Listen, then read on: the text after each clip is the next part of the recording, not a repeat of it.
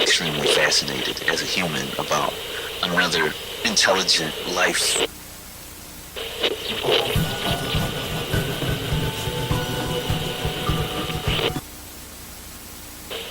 Welcome back, everybody. This is Por el Dolor podcast. We got my brother Jedi.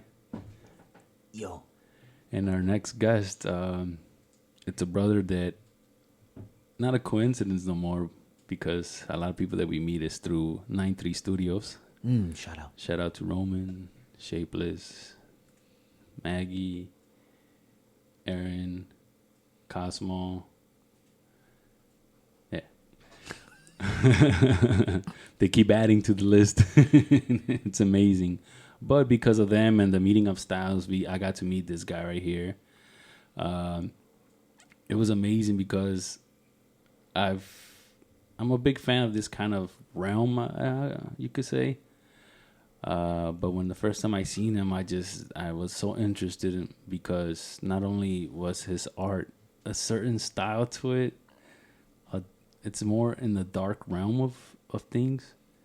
Not only that, but he matched his product. So you see him, and of course throughout the years he's changed his appearance too, and it just keeps getting better and better and more. I feel like more connected to his products, more connected to, I don't even want to say products, more connected to his art. So the first time I seen him, I right away wanted to support. I bought a figure from him, a creature, or I don't know how the terms he would put him in. A baby. A baby. Yeah. We'll And it's sitting right here in front of us, and I loved it because I think some little history of it. There was something about, he said it was a haunted house, and he used the dirt from the haunted house to create this creature, the baby. And I'm so intrigued by that. A lot of people might be scared and kind of pushed off by these kind of items or even thoughts. But no, I'm very interested in it because just like the light, there's dark, and everything around it is so interesting, and we could always learn from it. So right away, I started talking to him, and every time you talk to him, more than likely he's gonna chill with you and smoke a blunt, and you get to talking. And he's a very interesting person. So every time I did any kind of event over here on South Chicago, the East Side, he was there. Especially if it was with 93 Studios. So for a long time, I didn't see him, mostly because of COVID, and there was not that many events happening. But then we did I believe, a meeting of styles. We had another meeting of styles, and that's where I seen him again, and I was so happy to see him. It's like a long lost friend. No, actually, we met at 93 Studios before there was no events or nothing. We just met up there. He was just there doing art, and that's what 93 Studio does.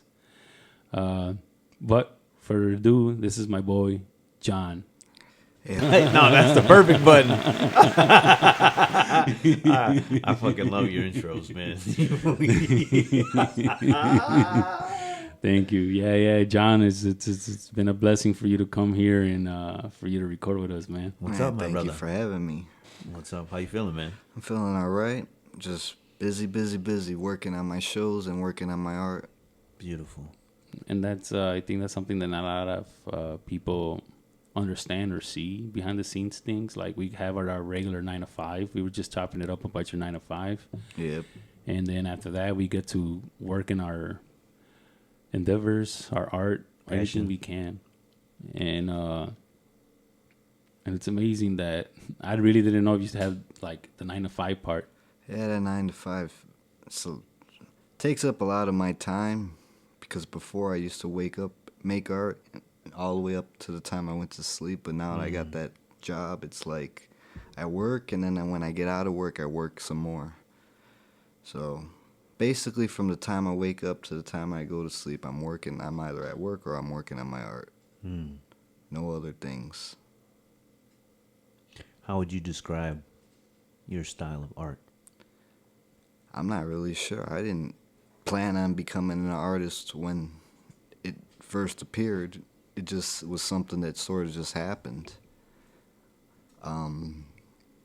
I didn't have no specific style. I didn't have no specific like. I didn't know what I was making. It was basically like making something out of air, like automatically. Mm. You know, How'd that first idea come through first idea. of a creation? Well, back then, it was me dealing with living in a haunted house.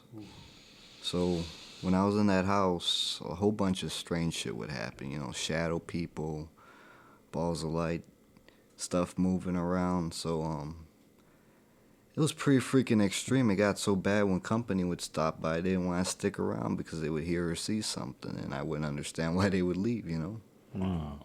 I always tell them you don't show fear to this stuff, because when you show fear, it's like surrendering to it. So instead of surrendering, I figured, fuck it, I'll make peace with it. And when I made peace, the vision started. I started seeing these fucking... At first, it was like a crowded room full of screaming faces. And from those faces is where the original first art pieces came from. Wow. And then over time, it just evolved into different things. And it grew, and I've made over hundreds and hundreds of pieces. Wow. You know, so it's hard to explain. Very.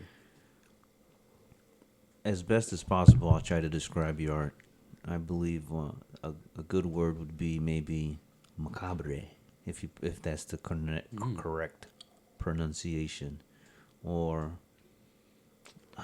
maybe this word might be, I don't know, offensive, occult-ish. Well, or on the, how would you, along those terms, how would you describe it like that? Well, when I first originally started doing art in that house, it was pretty interesting because it was like for a specific period of time, the haunting in the house was chilling out. But then it ramped up, and then the focus was on me, because now I would be sitting making my art, and all of a sudden I see someone peeking from the freaking doorway looking at me, and it'd be a shadow person.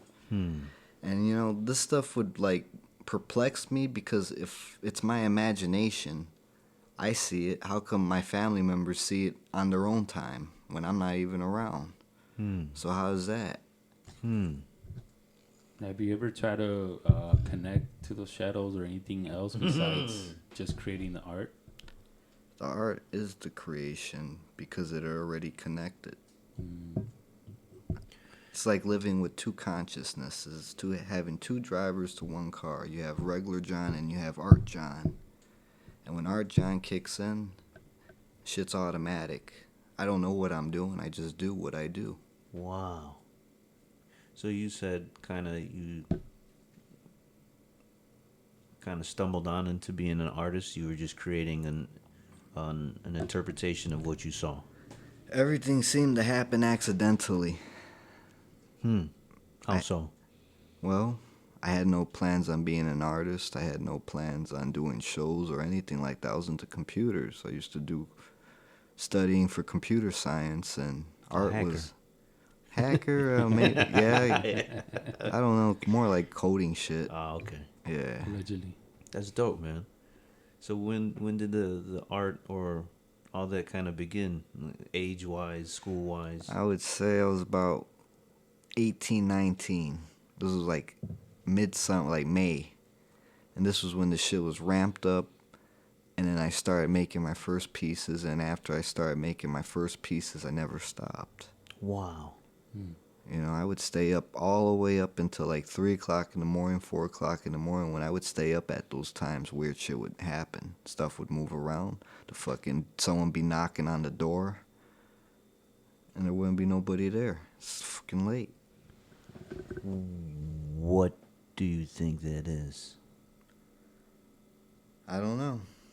All I remember was it just happened. It just happened out of nowhere. It was like, let me see if I can explain it. From me messing around with the haunted places and these buildings, I had no idea this shit was going to attach to me. You know, so there's different ways of handling this shit. You could get rid of it. You could there's people that get overtaken by it and they get wrecked, or you work with it. And I chose to work with it. You know, people might think, oh, that's devil shit or that's crazy or this and that. Well, I think it's just connecting back to something that's ancient. Ooh. You know, because every freaking modern day interpretation of something has been distorted. It's lost to time. So when you're able to connect to something that's ancient, you get the true form of knowledge.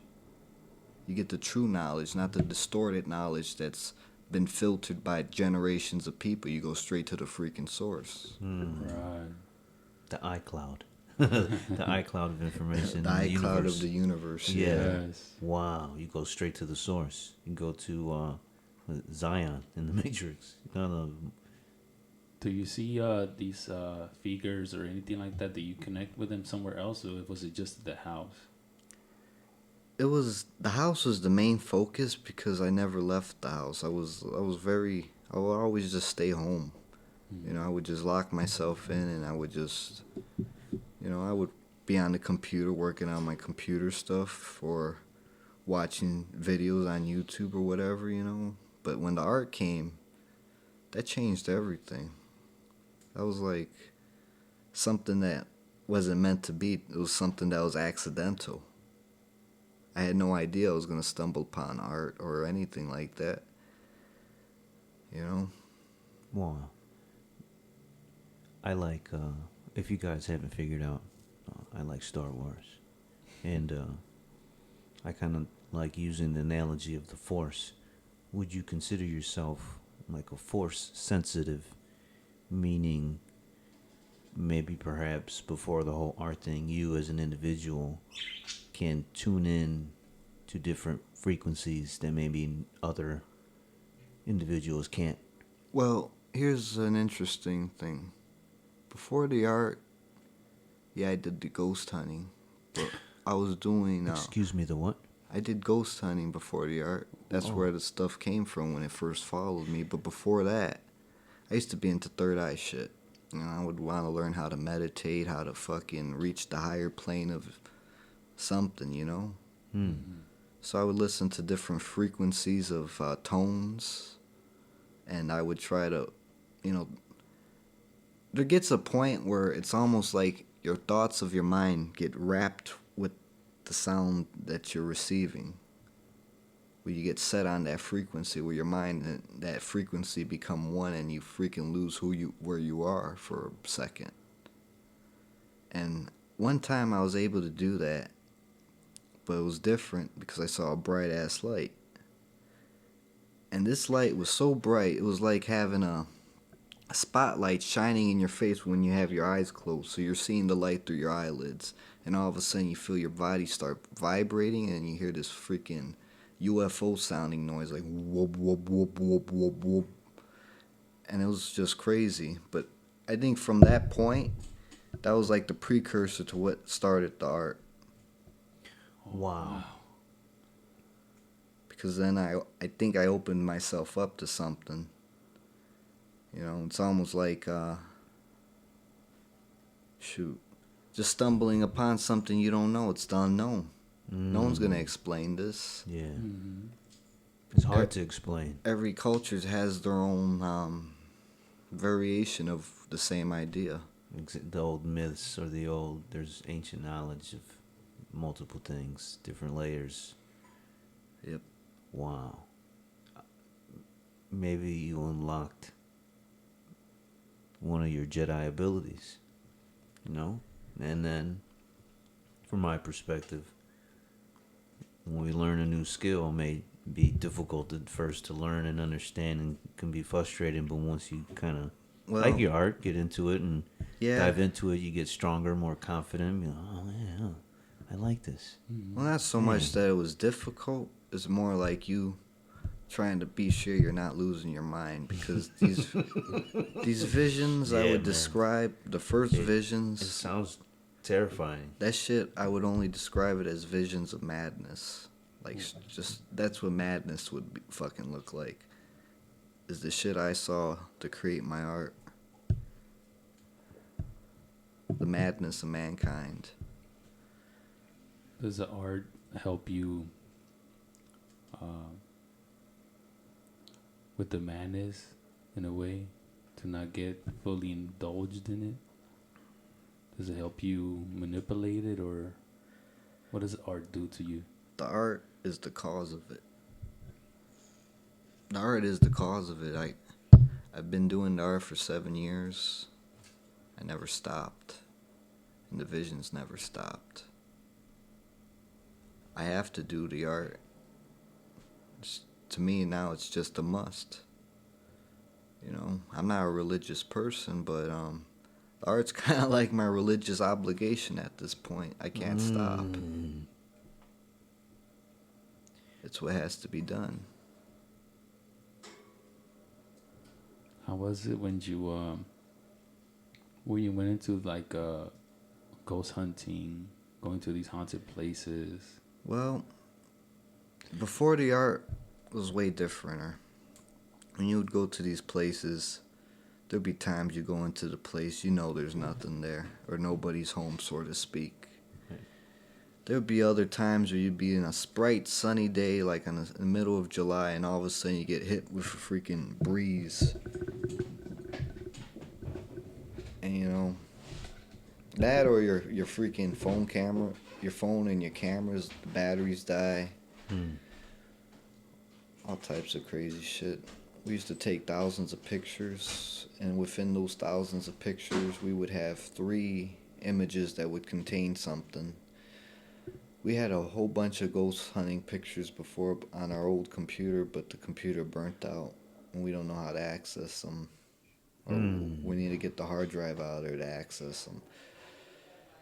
But yeah, man, it's been a trip. It's fucking ghost hunting. I wouldn't recommend it. I mean, look, check this out. There's people that go ghost hunting. They go ghost hunting, and they fucking run away from what they're looking for. How are you gonna freaking? Yeah, that's your main objective. How are you gonna run away from something you're looking for? Yeah. You hear a little noise, you're gonna hit the hills. What made you get into ghost hunting in the first place? Oh, it was just something me and my father did. We used to just say, hey, let's check out some haunted places, see what all the freaking hubbub's about, see what it's all about. And you know, we learned that the shit would follow you home. And from following you home, I mean, I never cleansed. So all it did was gang up. So it ganged up. It got strong. It was crazy. It was kind of terrifying at one point, but after the art, it was like instead of it working against me, it started working with me. It became something that was a part of me. I forgot what I was saying. Hello, everybody. We're back. We have a special guest here in the don't do it like background. Yeah, we gotta let him know. You go. We gotta let him know. This is what it's all about. Our man Cosmo's here. What up? He's chilling with us. Say something in the background. What's up, my brothers? What up? Yeah, it's another 9-3 studio member. I have a question for you. Oh yeah, what's it? Do you think you had some type of like an ability to see or sense before the hunting, or was it was the hunting? All right.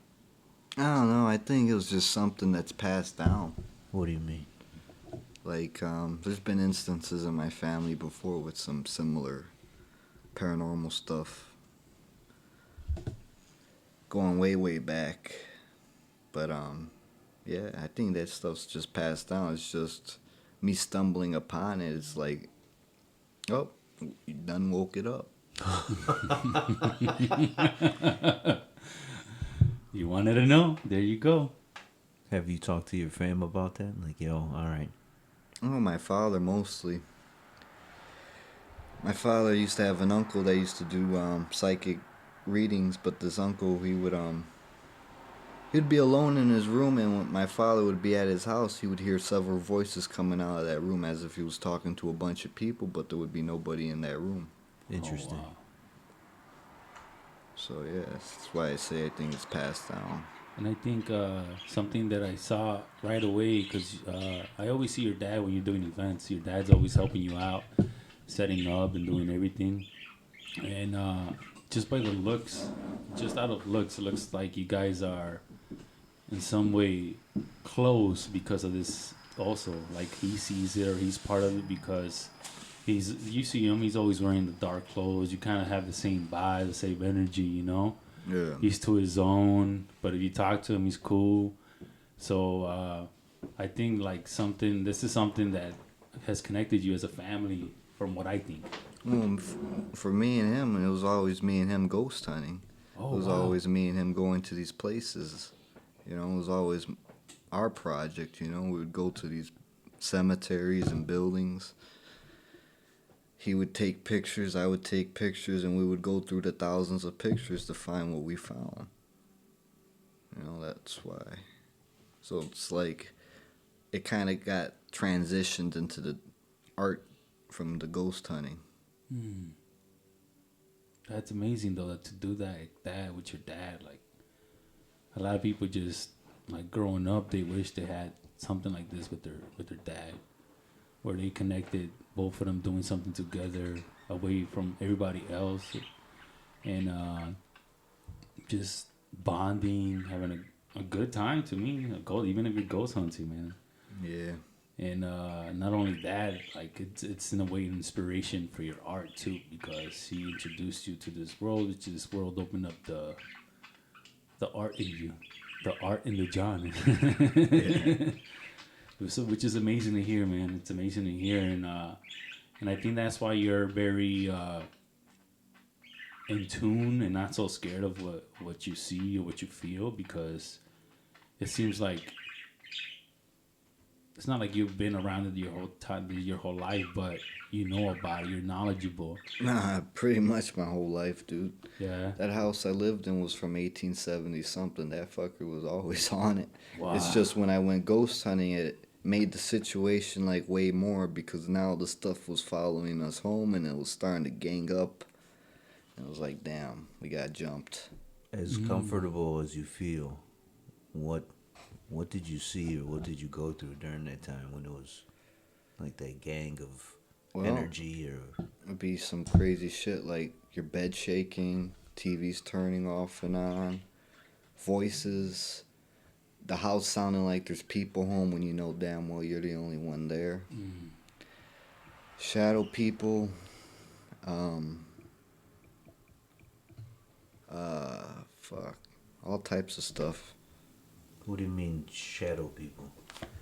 Shadow people as if something that's darker than dark. It's the outline of a person, but you can't see no features. Is it like energy or a spirit, a demon? The shadow people always confuse the hell out of me because I don't know what it is. But there was one specific one that used to always watch me make my art. It would just stand in the corner by the doorway and it would be peeking. And every time I would see him peek, he would go back by the freaking corner or on the other side of the edge. But yeah. Do you ever like? I know this is serious, but to me, like, if I was in your situation and I was used to seeing these kind of things, like in a more homesome way, do you ever like talk shit to them? Like, I see you, motherfucker. Because I think I would do that. Well, yeah, it got to that point, but before the art, Hell no. I almost wanted to get rid of it. Before I made peace with it, I almost wanted to get rid of it. And my way of getting rid of it would be like to straight up just be talking shit to it, like straight up shit. call it out. Really? But yeah. But like, man, like, yeah, man, because it's pretty interesting since you're used to seeing them and you see them often. Like, you almost have like a connection, you know? You know how I would explain it? It's almost like a crazy cat lady who collects cats. I collect the cats. I collect the ghosts like how she collects cats.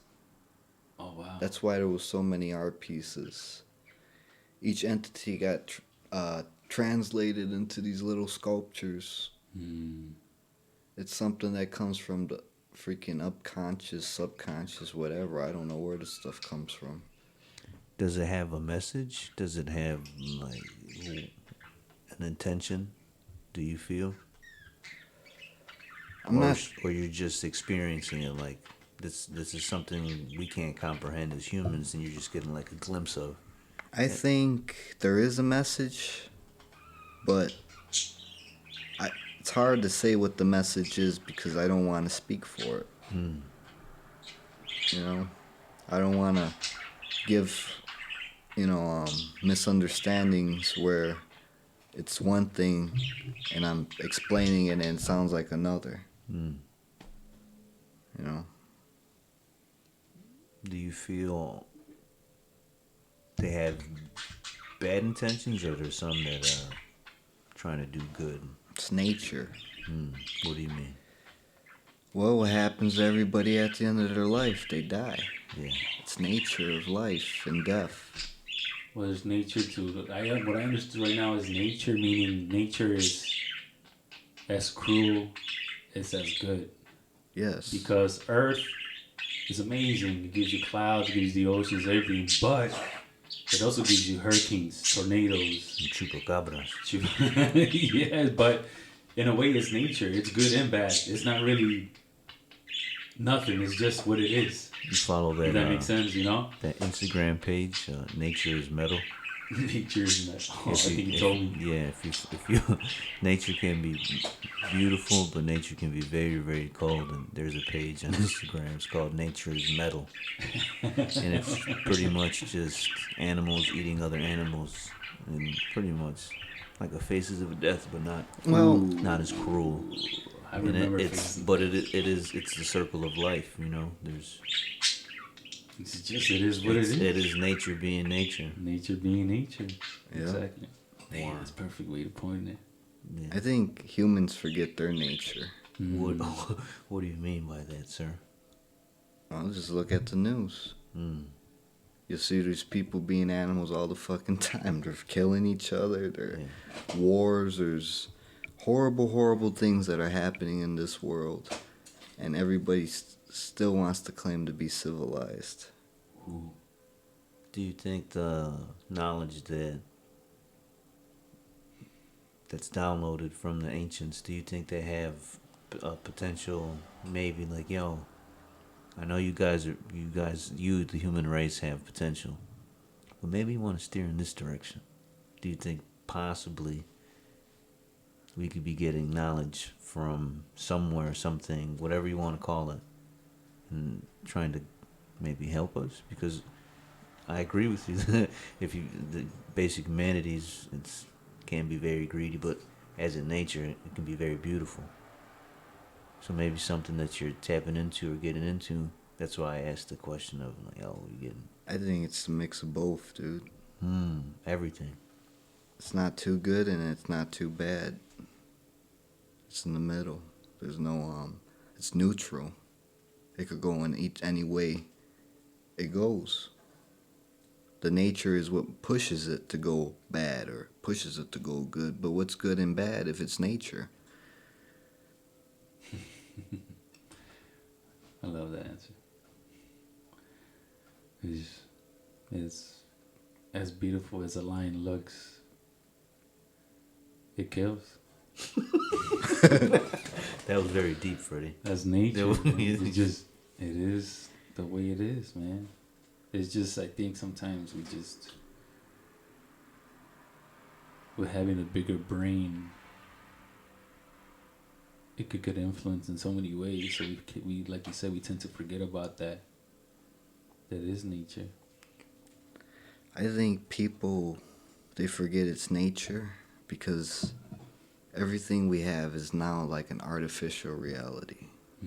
Everything you listen to, everything you watch, everything you eat.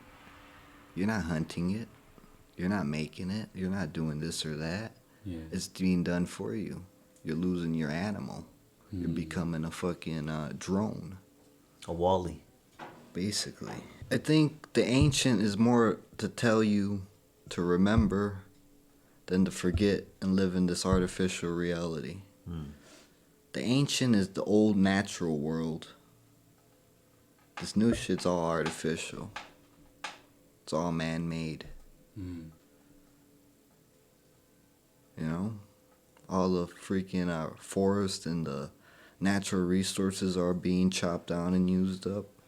It's less nature. It's becoming more artificial. Man did that. Man cut those trees down.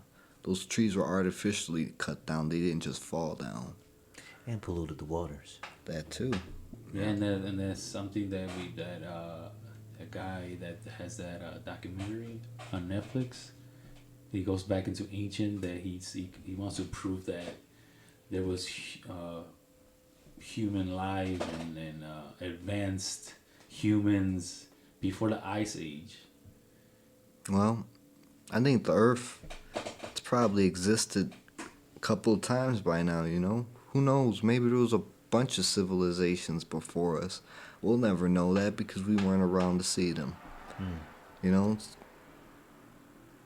I mean, you might be able to see it, but you would have to go who knows how deep into the earth or how deep into mountains and under the ocean and wherever the hell you gotta go to find this stuff. But if you look hard enough, I'm sure you'd find something. The documentary he's talking about is Ancient Apocalypse on Netflix. I highly recommend it. So the dude that made it is Graham Hancock. He's I think he mainly calls himself a journalist, but he's been studying this ancient apocalypse. I think it happened maybe 12,000 years ago. And then what they're discovering, they've been digging in the earth, digging in here, all these ancient sites across the world.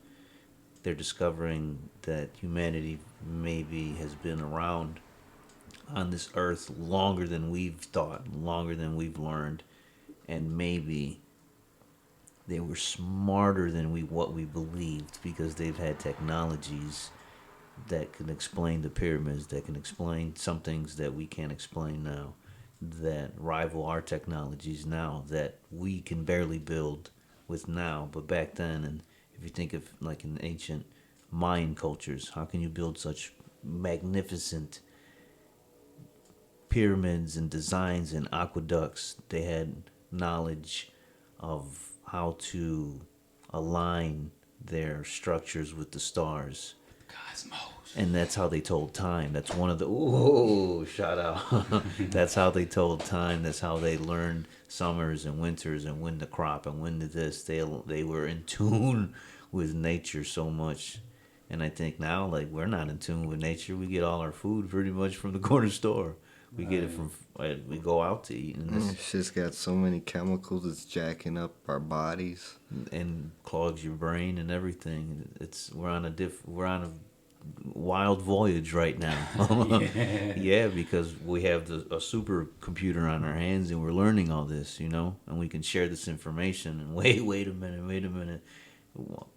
Like you said, I don't want these foods with all these chemicals and shit in it. I don't want. Yeah, you know? what choice do you got if you're going to go buy it? Yeah, exactly. They make it very difficult for people. I call it a food desert. Yeah. Certain areas to get high quality food or high quality options. It sucks. It fucking sucks. Because if you're trying to live a certain lifestyle, or even just say no, like, nah, I don't want that processed shit. Well, for you to say no, you really have to go out your way to get something that's Pay All more. natural. you Gotta have to look pay for it. It's more. harder You to have find. you have to find a farmer, your own farmer. You got to go on farmers only. You go find your own farmer and be like, yo, I just want eggs and some chicken and And some to see it. filet mignon.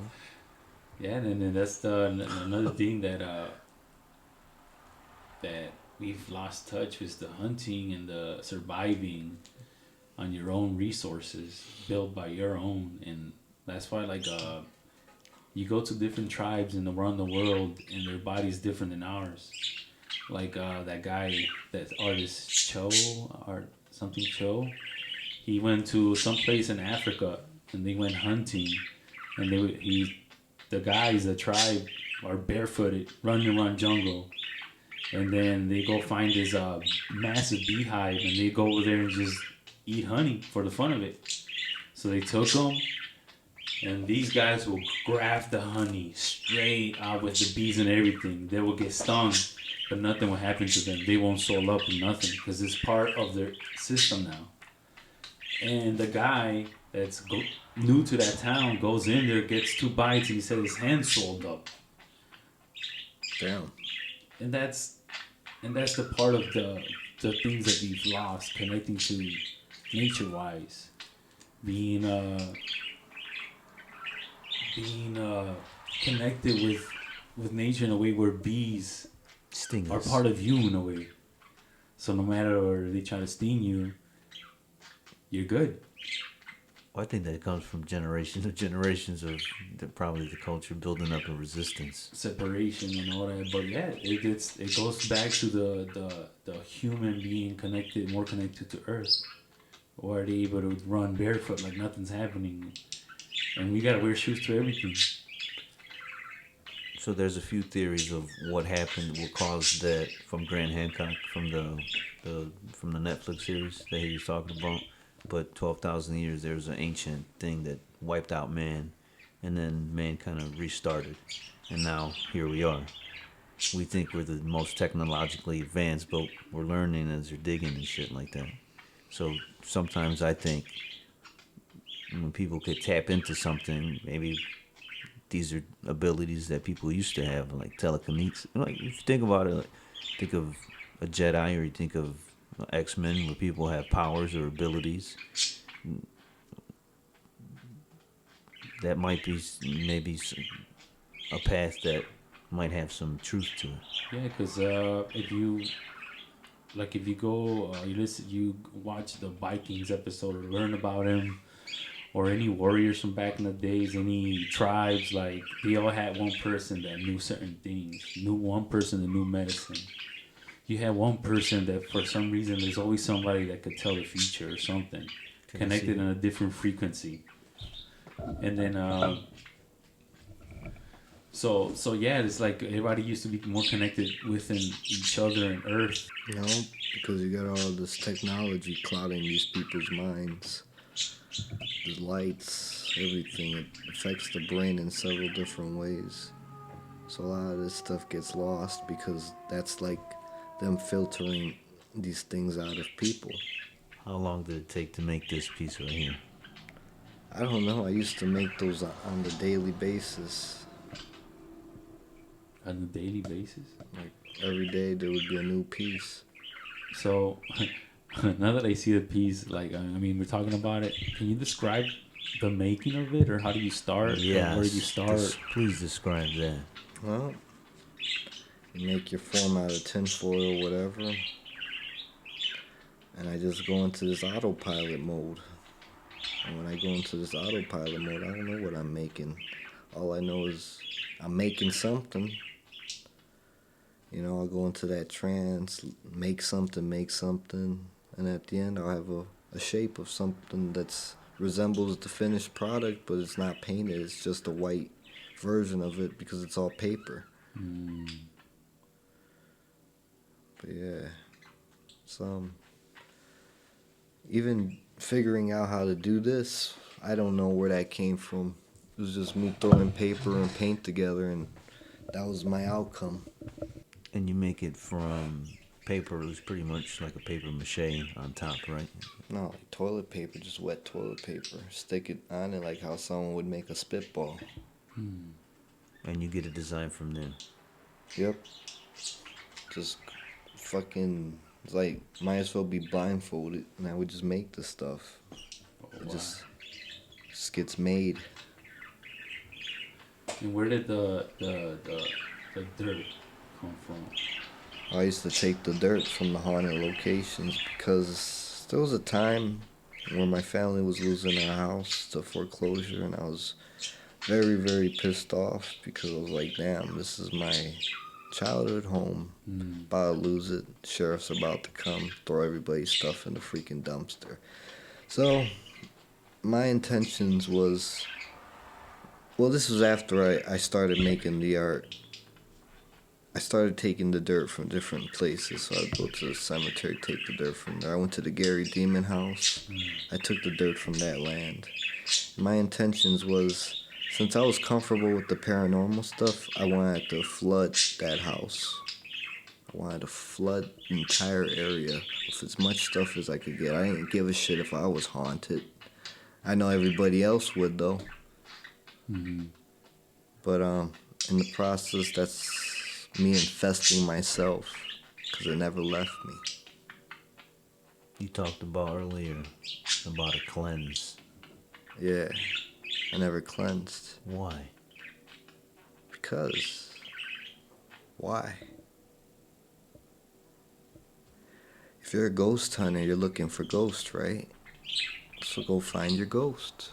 If they follow you home, that should be more fucking gravy points, because now you got your fucking test thing right there in front of you. Yeah. But, yeah, making peace with it. I'm not afraid of that stuff anymore. Every time I go to a haunted location, I don't mind if that stuff follows me home, because I'm just going to turn it into art. Wow. So each piece of art is pretty much from something you've seen before. Yes. That's amazing. And somewhat terrifying. Yeah. From my perspective, from mine, because I don't understand and I don't have that same peace of mind like you do. Yeah. It takes like a monk or something. We spoke earlier, like a symbiosis, like a venom. All right, I'm gonna make peace with this because I don't want to fight her. Whatever your perspective is, but you have like an understanding. Like, all right, I look at every time I set up my art display at a show, that display is not just a display, that's my hive. Those are all my entities. Those are all my creatures. Where they come from? I don't know where they come from. They just come. But yeah, pretty much. Because it's like having a second consciousness.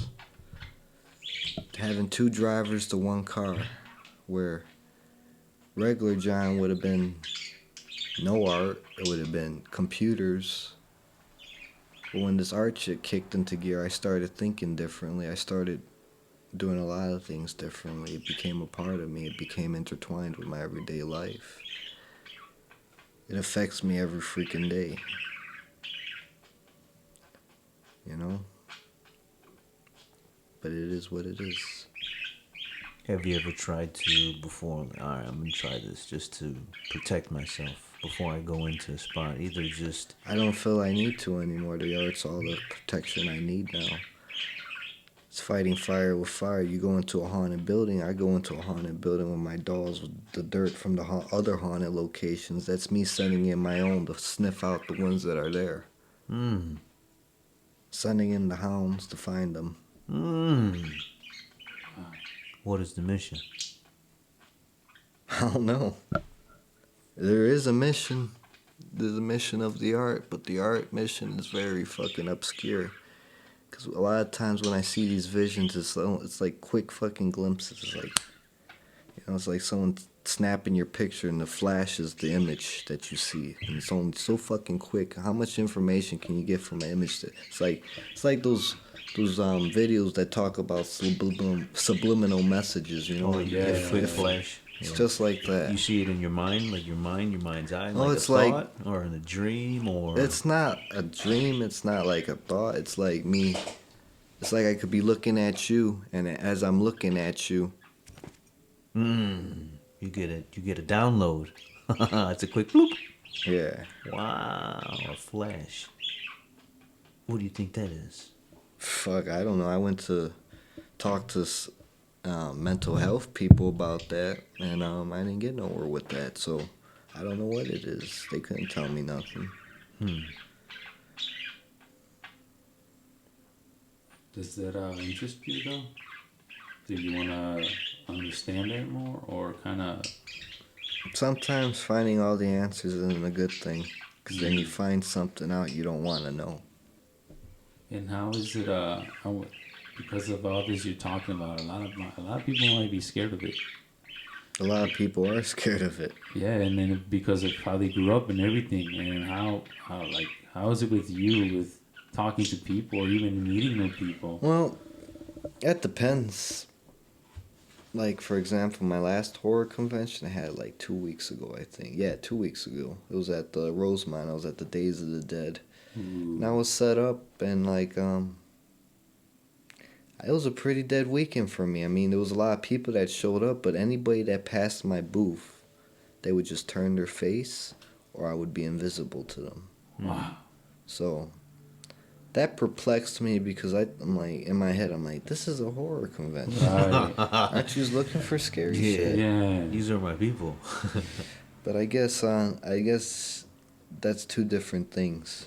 You know, it's almost like a Dracula showing up to a Halloween party, a real fucking Dracula, and everybody thinks he's wearing a costume. Yeah. How does that make you feel? I don't know. It's a different thing. Like, I don't know. Like, as an artist, I don't even know what it means to be an artist. Like, what does that even mean if these are just visions? These are just occurrences that happen to me, and I'm just translating it into physical objects.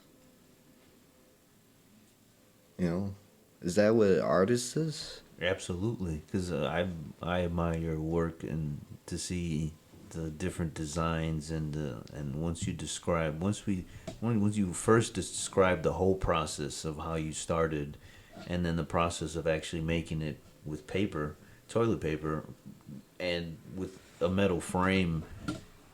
To me, it's like a shapeless where he goes dot by dot by dot. It's an intricate Process. time consuming, somewhat therapeutic maybe, Yeah. because you're kind of getting lost in the sauce of making something. Getting lost in the sauce could be good and it could be bad. It could be therapeutic, or it could be you descending into madness. Oh, yes.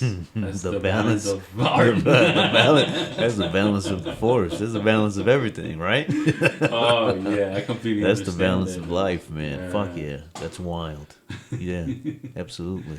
I think lately I've been on a madness stretch. So do you make more art, or what do you use to disperse that, or how do you handle that when you're in that state? I just ride the wave. How so? Ride the wave, just make art, continue on, ignore it. Because the madness is fucked up. It's not a state of mind. It's that anybody should be in. It's fucking psychological torture within your mind, but it doesn't exist because it's not physical. Or does it? Who the fuck knows? Well, I mean, if you're like connected to it like that, are you ever? I tolerate it. I don't fucking bow down to it. I don't surrender. I just tolerate it. It's the mutual working relationship of the artist and the art. The art and the artist are two different entities in this case.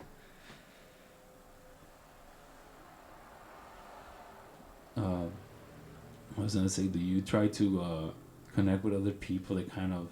Because I remember when we were at Agora, and you were connecting with V, and you guys were having a conversation back and forth. Like, do you ever?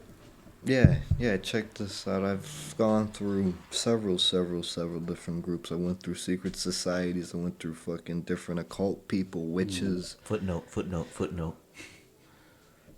But yeah, I've went through a bunch of different occult groups, and I've always went to these groups looking for, hey, is there someone that does something that's like what I do? And they never give me a fucking answer. Yeah. You know?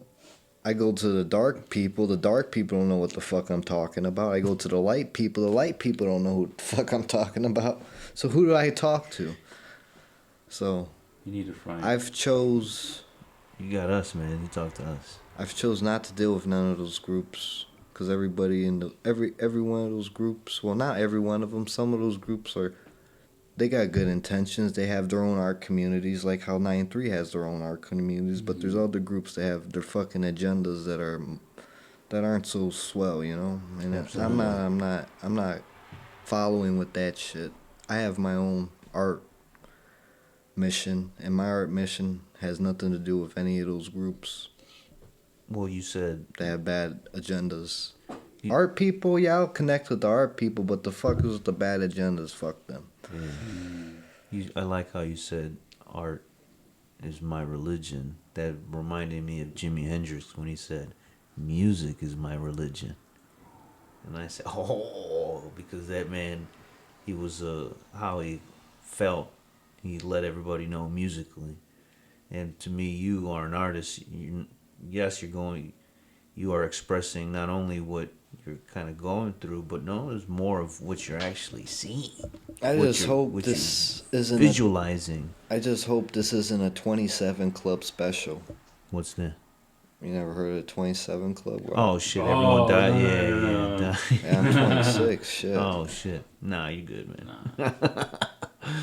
Hey, whenever you feel like talking, man, you here. You got this guy, you got Cosmo, you got me, man. You know what I mean? Set up something Yeah, and chill, absolutely. bro. And then, Yeah. but that's something that I love about, like, we're getting into your perspective of everything and how your mind works in a way. And the fact that you think like that and you are like that, and I could still find you in a place like 9-3 Studios, to me is very beautiful. And what kind of place that is there, you know? Because I've never went in there, or I don't think anybody goes in there and thinks a certain way of you or your art or anything. We completely see the art side of everything. Right. And that's what we love. And I think that's what you also find comfortable about the place. Because, like I said, the last time we met before the fest was just naturally us being there. Yep. You know, it just naturally happened. So it's beautiful that you still have a place like that, you know, where you can totally express yourself with so much freedom. Because, like you said, you deal with that kind of stuff everywhere you go. You go to conventions, you go this and that, and you still deal with people that can't even They look don't at you. like. I have a whole table of stuff you've never seen before. And you're just gonna look at like it's nothing. This shit takes time to set up and make. Like, you son of a bitch. You know? Has the support been Yeah. rough as an artist? Yeah. Fuck. Shit's exhausting. That's all I'll say. Man, It's very exhausting. I'm exhausted as a person. And in my mind, I'm losing it. But as I lose my mind, I learn. As I gain, I lose myself. you said you like learning computers, I haven't done computer shit in so long. but Since no, go ahead, sorry. what was it? Similar to me in my head, similar to like learning computers. It's the more you learn, the better you get. So is the art the same way? Like the art, the actual like creation of making the actual. the art branches off into some other stuff. Branches off into other paranormal stuff, occult stuff, stuff that you didn't know you would be able to do unless, you know.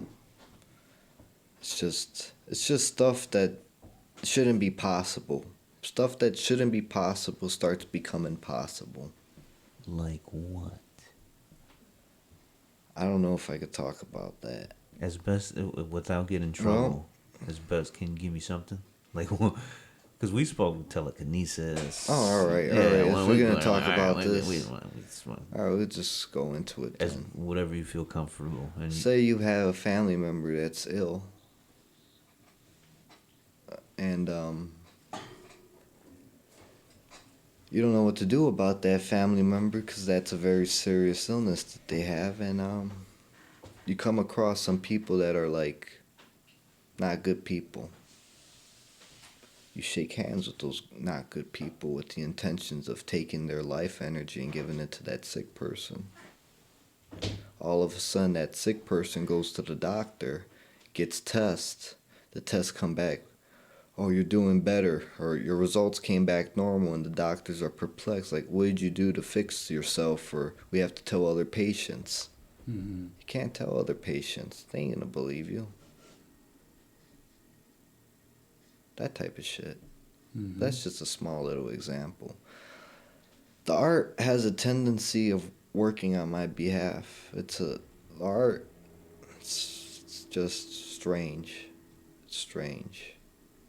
It's very, very fucking strange. Shit that shouldn't be possible has become possible, and I've looked for other people that can explain this to me, but nobody can explain this. This is unknown stuff, or unless they can explain it, they don't want to fucking explain it to me or something. All I know is I think the best thing is to learn on your own. Anything you do, learn on your own. Do not learn through someone else's lenses. You have to learn on your own. Because if you look through someone else's lenses, that's their interpretation. That's their view of it. You have to learn your own. I got a suggestion for you. I need you to talk with Sarah Maria, the one we just talked with about, because she connects to, she has knowledge of all kinds of life's realms, everything, like, and something she explained about the darkness and those kind of things is like sometimes it's a contract with something bad. She said she actually visually sees, when it comes to seeing bad or good, she actually sees like almost demon looking things. Yeah. And she sees that when they're connected with people, they're like almost like she said a guardian angel, but a dark one. Yeah, I could see that. And she was describing it as how sometimes the way she saw everything was that she saw the ancestors of those people. So let's say 100 years ago, she saw that person, their ancestor, and saw that they carried that darkness.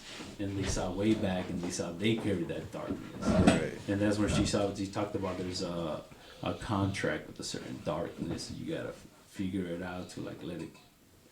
I need you to talk to her. She'll probably be able to connect to you in a way that you probably don't even think she would. That sounds very interesting, because in a way, that's how I always felt. It was almost like a contract. When I made peace with the thing, it was me making art, and then in return, I was making money. And from me making money, they get to travel. The art piece gets to travel to other places that's never been. I was shipping them all over the world. Oh, wow. So they're everywhere now. So I think, yeah, it could have been a contract. That could have been the trade-off to become an artist, and from me becoming an artist, they get to travel. They get to have a physical form, and they get to travel. Oh, wow. As best as you feel comfortable with. I remember, what was it? We were at the studio, and you sat down with Miss Luna. Yeah. And I wanted to see that interaction because I wanted to know, one, I think I'm watching two Jedis about to communicate, and one, I'm like, oh shit, I want to see what's about to go down. As best as possible. I don't know what was discussed, but can you discuss anything about that conversation? Well, she did a tarot reading for me, and what was weird about that tarot reading was a couple weeks after I did that tarot reading with her, I did another tarot reading with another reader in Pilsen, and the cards almost came out exactly the same. I forgot what cards they were, but I think I have a picture of them on my phone or something. I have to look for it. They might be fucking buried. But I'll send you the picture of the cards if I find them. But yeah, they were pretty similar. And then they even told me pretty much the same thing. I don't know if it's a tarot thing or if this is what it is. And so far, I think it is what it is. Everything is what it is. Everything I've done has almost felt accidental. I don't do any of this stuff on purpose. I don't do art on purpose. I didn't intend on becoming an artist. This shit was accidental. Or maybe guided. Guided or accidental. Guided by Accidentally. accidents. Yeah. What is your thoughts and beliefs on mediums? Individuals being able to tap into, connect to, download information, Well, communicate. I never really looked at it that way. Even though they say, "Oh, you're a psychic or you're a witch or this and that," I never really looked at that shit this way. I always just looked at it as me just doing something that's forgotten. You know, so a medium, I look at them in a couple different ways. Mediums, like if you got your Sylvia Browns that are completely bogus, or you got your person who's really, really into it. She was on Montel Williams, I remember. Sylvia Yeah. Brown. Damn. What? Continue, sorry. It's hard to say about mediums, so I can't really say much about them. All I know is there's a lot of scammers out there. Here's something I can say about mediums. There's certain people out there that prey on people for their fears, and when they prey on these fears, they say, "Oh, I'll charge you $10,000 to clean your house out from entities," and a real medium wouldn't do that. A real medium goes in, cleans them out. The person pays what they feel they should pay for what they've done. They just don't go out and fucking charge you. That's I mean- something that Sarah said too. Yeah. She said there's a lot of fake people, and once they start telling you, "Oh, we charge this for this, charge that for that," that's when you're like, "Nope." No, it's a money grab. They're trying to get as much money as they can off your fear. They prey on your fear, just like how if you were actually affected by an entity, that entity's preying off your fear. And you think you paying this phony medium this much money that's gonna help you? No, you're still fearing, which in your house, it's immediate. It's right in front of you. The medium ain't gonna do shit for you. They're just gonna take your money and say, "Hey, it's gone." It doesn't work that way. That's why I don't really care about cleansing. I'm like, fuck it, send me more. You know, I need more art. Do you believe out there are real individuals that can? Yeah, I would probably say so. Would you describe yourself as one of those individuals? I'm not sure. I don't know I don't even know what I'm doing. Shit's a mystery to me. I don't know if I could say it's that or this or that. All I know is it's just something that's being done. You know? I wouldn't say psychic. I wouldn't say witch. I wouldn't say none of that stuff. I'm just John G. Drop the motherfucking mic right there. Oh, There was something That's beautiful, man. that we talked about last time in the meeting of styles that was pretty interesting to me, and it's the Santa Muerte. Oh, yes. What you have said about it, but also in a way connects to your Mexican heritage, your Aztec, Mayan. Well, here's what was going down. A couple months ago, I did a show for I did a show for the Satanic Church where I set up and I met their people and this and that. But a month after I did that show, I had a strange dream. And in this dream, I was in a temple. There was like a freaking walls with these giant bricks, and there's like fire torches, and then there's a tall, like 8-foot tall reaper in front of me, and it's telling me stuff. It's telling me that the people that I was doing the show with, that they have no power and that I have to return back to my ancestors, and that all my art pieces were its children, and that it's been watching me make my art since the very beginning. And I guess for me associating with those people, it made it more apparent that, hey, I gotta show myself. I don't want you going down that path. You know, I gotta reconnect you to your actual roots, not what you think they are. I'm gonna show you what they actually are now that I've pointed you in that direction. Understand what you need to do. did you dive deeper into the roots? Yes. I set up an altar. I've done a lot of stuff, man. It's gone. Connection's deep. Connection is very freaking deep. Stuff that I would never thought was even freaking actually possible has come out of stuff like this. So I can't say it's not real. I can't say none of this is false. I can't, because it's perplexing me. And to me, it's like I'm a logical person, but when illogical stuff happens, I'm just gonna ride with it. Yeah. You know, I'm not gonna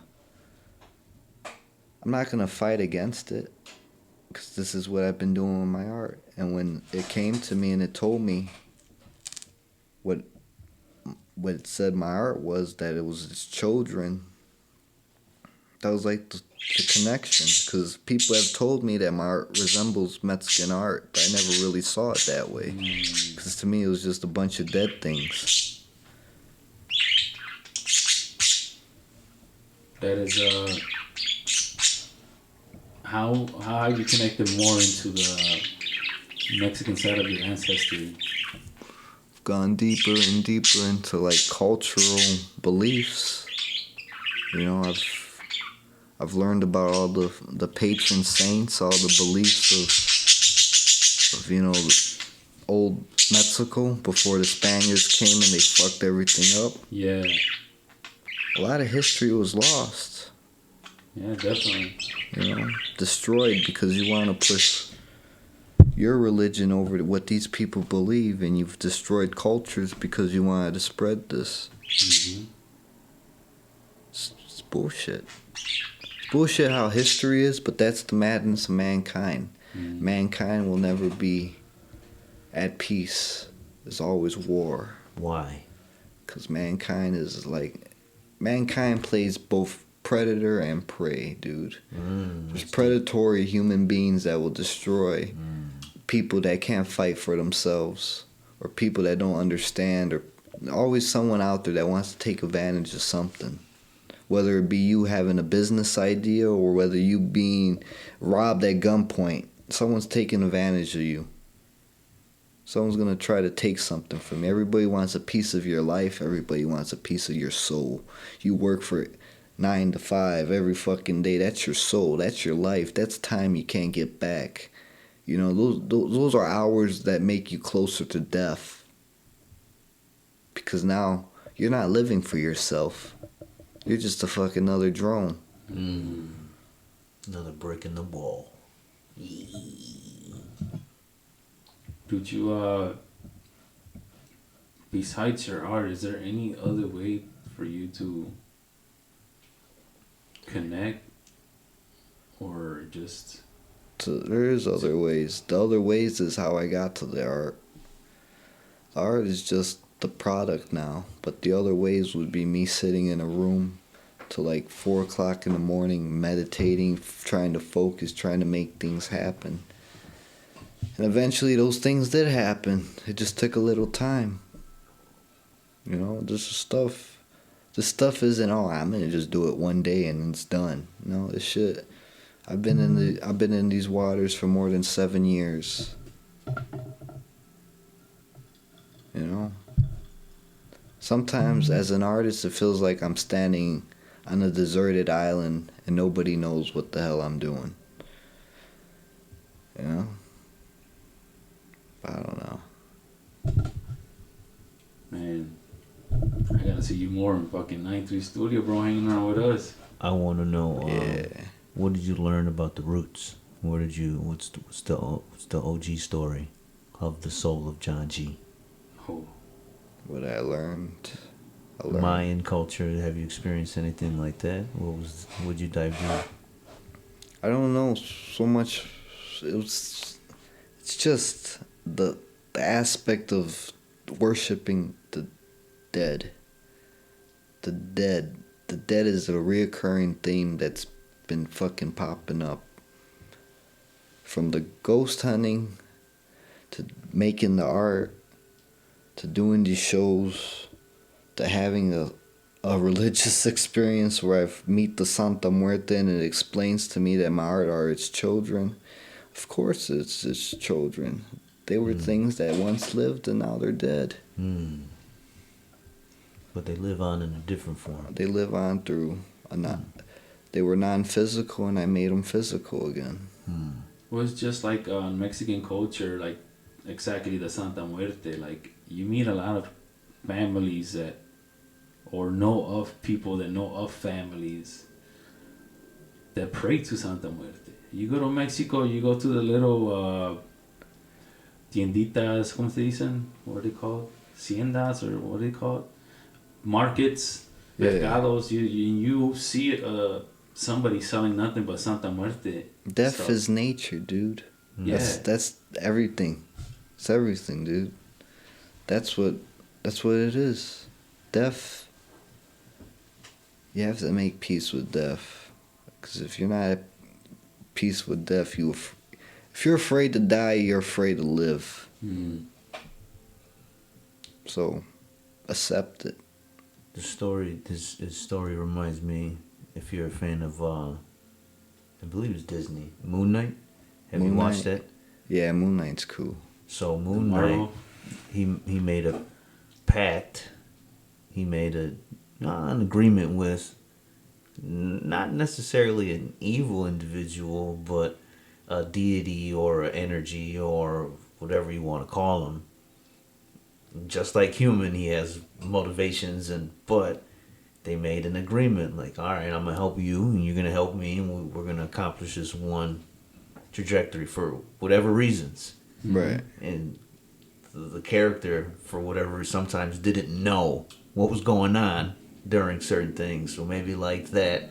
That's from That's how included from your story right yeah, now. when Like, I watched Moon Knight, that shit was like, holy shit, it's kind of relatable. Fuck. was it similar like that? Yeah, it's pretty fucking similar, but not so to that extreme level. Mm-hmm. But to me, it's similar. You know what's crazy that I imagined when he was talking earlier. I imagined another Marvel scene with Doctor Strange, where in this newest one where he connects to the dark force, and he helps save the day pretty much with that. He was afraid of it, and then it became one of him. All in one, and then he, with all that, he conquered it, and with the help of it, he helped save the day pretty much.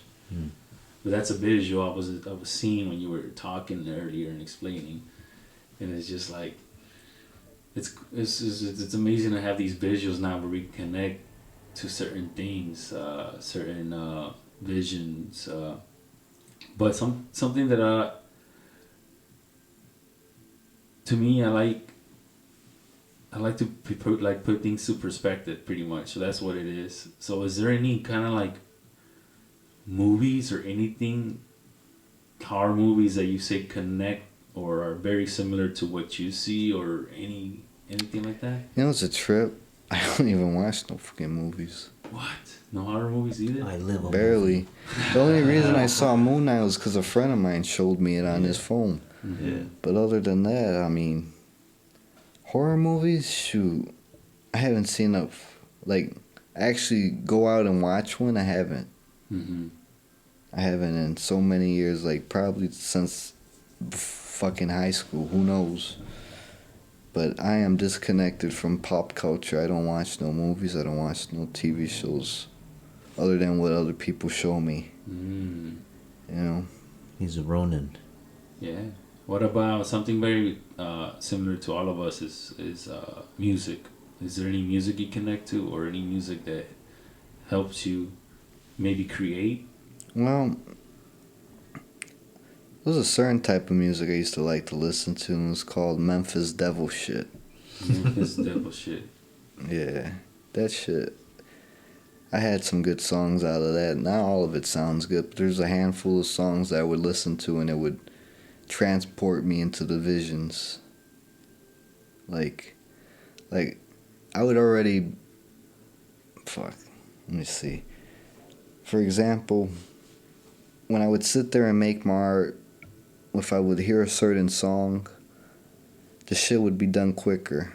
Oh. It would be less to think about. It would be more fluid. It would be more, I don't know, more precise. Not precise. What the fuck's the word? Fuck. not precise. What's the other word? Precise, more. I don't know. Not reliable. I forgot what the fucking word I was. forgot what I was saying. That's how I feel right now. It's fuck. All right, fuck it. Next question. No, but going back to that, that's something that I could relate to with music too, and the way you're trying to describe it. Music. The way you're trying to describe it is like. It would be more optimum to make the art. Mm-hmm. You know, it would be if I have a certain type of song that could connect to my mind, it's more optimum. I don't have to think about it any. It just gets done quicker. It becomes less of a chore, and it becomes something that's more spontaneous and instant. Are you like tapping into the zone, focus? Yeah, pretty much. Because I could relate to that, man. Music sometimes inspires my creations, or like something that I've loved that's very common to Cosmo here is like Shape is. He said that I know when he's here because of the music, and if you see him when he's music and he's in that zone, you see him just carving. He's doing his own thing, so in a way, like it helps you too, and it helps create you not faster, but just like you just described right now. And so it's good to at least hear that music does that to you, man, because it seems you're very disconnected to a lot of things. Yeah, music even works when I'm at work. If I listen to certain music, I fly, and anybody at my job could tell you I do a shitload of work. And I probably do more work than I probably should, but that's because I get into my trance. Mm-hmm. You call it the zone, I call it going into a trance. It's like autopilot. You're no longer driving, your body's driving itself. Runners also call that like a runner's high. It's very, there you go. I got him. Well, it's crazy what either, to me, it's either intense focus or repetition. There's something that's there that when the body does that, when the mind does that, you can lose a part of it. You can get lost. You can feel like you're not working, like you're not running. You can go somewhere else. And sometimes music can be like that catalyst that can help you blast off, or help you either focus, get your mind off of it, and you're focused on instead of the task. Oh shit. Instead of the task, you focus either on the music, and then bloop, you get into that. That's similar to the yogis, that's similar to the Buddhist monks, that I'm trying to get to a certain Zen spot, zone, flow, runner's high, and it's connected to the brain, and it's wild. You spoke on meditation. Yeah. What did you do there? What did you learn? How deep did you go? Did you break open the third eye? Well, did for you that, communicate with different entities? I want to know all that in that order. well, for that, I used to try to do guided meditations. Those would work to some extent, and then I would do some type of frequency tones where it would be like different frequencies that you're listening to, and by focusing into those frequencies, it's like it takes your mind to a different place. You know, it's almost like I'll tell you what, it's almost like fucking psychedelics. Yes.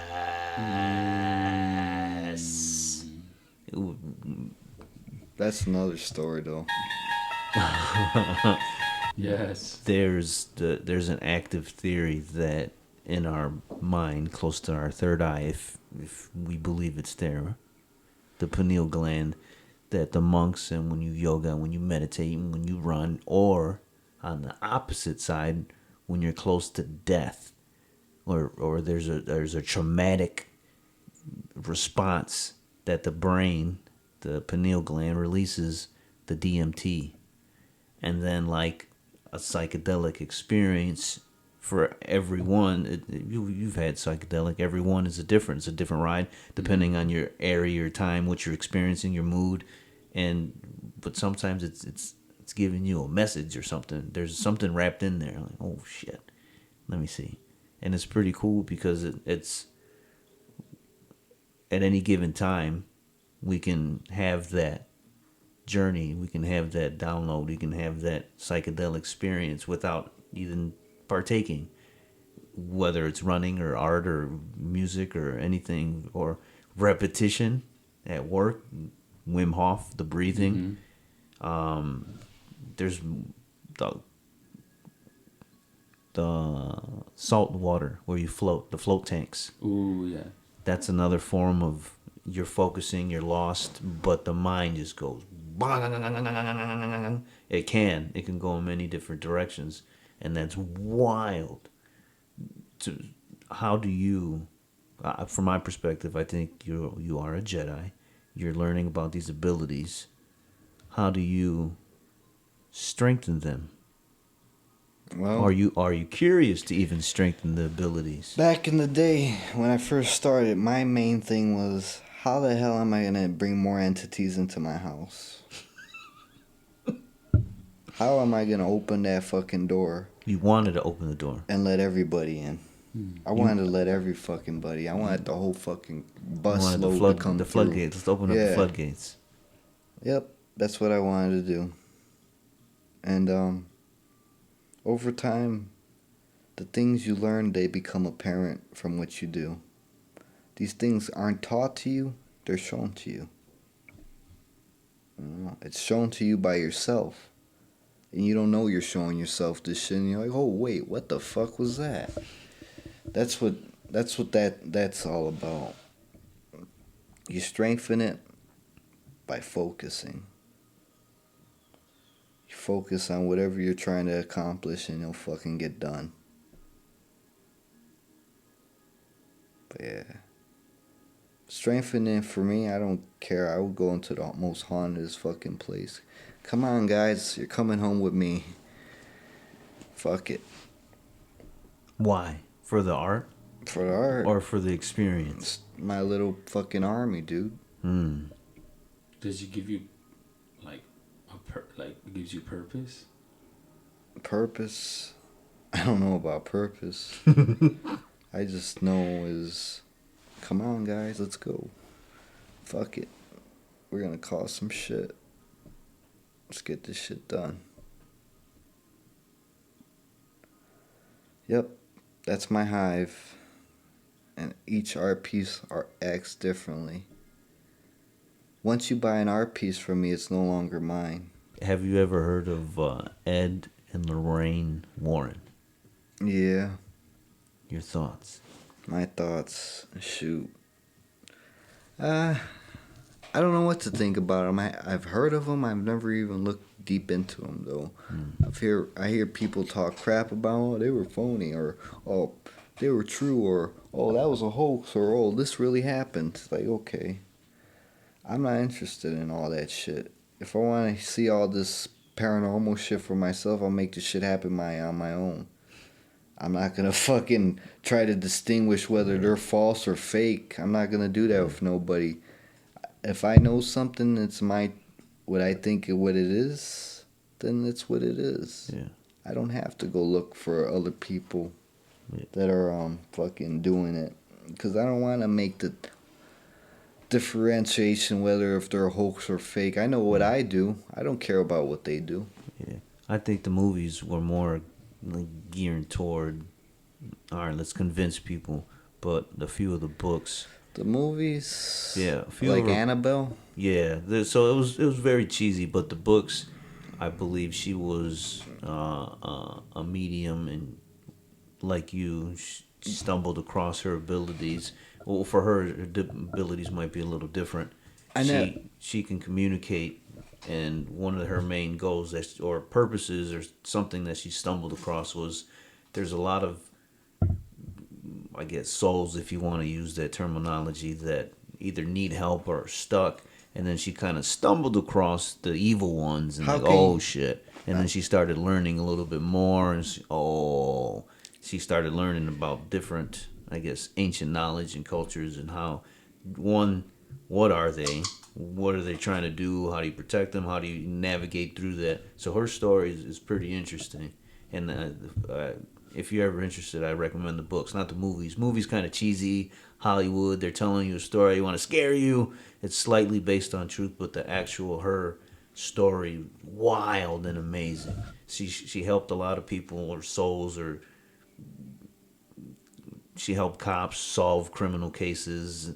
But the main objective was she can see and see souls, the shadow people, souls that haven't crossed, and then the dark shit. The dark shit that can manipulate other souls, that can manipulate the ghosts, that can manipulate the humans if they're in a certain state of mind. Well, see, that's where the waters get murky, because I open the doors for everybody. But for people that say that they could help the ghost or help the... I never really understood that. How can you help something that's already dead? I could see how the dead could help you, because they're beyond our realm already. But how the fuck are you gonna help someone that's already dead? You gonna bring them back to life? What you gonna do? For the criminal cases, she would help, I believe. Oh, like solve closure. I can see that one. I can see closures. In a few ones, they were, without giving away too much of the storyline, like there would be the darker entities or demons kind of in a dark area trapping all these souls here. See, I could see that. But like now, when these ghost hunters said, "Oh, we could help you," and then moment, oh, what was that? Yeah. All right, you're gonna help them. How the fuck you gonna help them? I think they're more Hollywood than anything. Yeah. But I believe there's a few people that are really, really legit, and I believe she was one. Yeah. I gotta look into her more then. Yeah. So I don't know if there's ways to help in other ways, but I don't know how she communicated. I don't know what level. Yeah, as long as they weren't running away. Yeah. You don't run away from something you're looking for. What the fuck you doing it for then? You shouldn't be doing it. What the fuck you were screaming and yelling? Did you hear that? What was that? I'm so scared. The fuck was that? That's stupid to me. I really don't like a bunch of ghost hunters for that reason. Because to me, you're not doing nothing. You're just annoying the fuck out of the ghost, if anything. The ghost probably laughing at, look at these rookies. I'm going to scare them real quick. I'll make a weird noise, you know? Never know. Ghosts can be mischievous, right? Even if the shit scares you, hold your ground. Do you think that confidence... Yes. Because if you're not confident... Even like, think of it this way. Say you're a religious person. You're trying to cleanse your house. You're saying your prayers and this and that. If you truly don't believe in your fucking God, you're in fucking trouble. Interesting. It's gonna whoop your fucking ass. If your intentions aren't pure, if you're not truly religious, I have respect for religious people because of if they're truly religious and they're true to the blue, I respect them. But I don't respect people that are religious and they use their fucking religion to hide behind their sins. I think he said something similar along those words, right? You know? So, there's a difference. If you're religious and pure, I'll respect you. If you're religious but you're not pure, I have no respect for you because you're not true. You're a snake. Yeah, that's like when we talked with Sebastian Peace. He was... Yeah, I'm not going to talk crap about someone who's religious. If that's what you believe in, believe in it. But if you believe in it, I hope you believe in it strongly. I hope it's your... Just as much as I believe in my art, I wish to believe in their religion. Because if you're not going to be true to your stuff, then you shouldn't roll with it. We can throw the word faith out there, but there's also... I believe if someone believes, anyone, if we believe something so deeply, that's what you're bringing about. That's what you're gonna. Yeah, but there's a lot of people that say they'll believe, but they don't even practice what they're believing in. You know, it's just a front.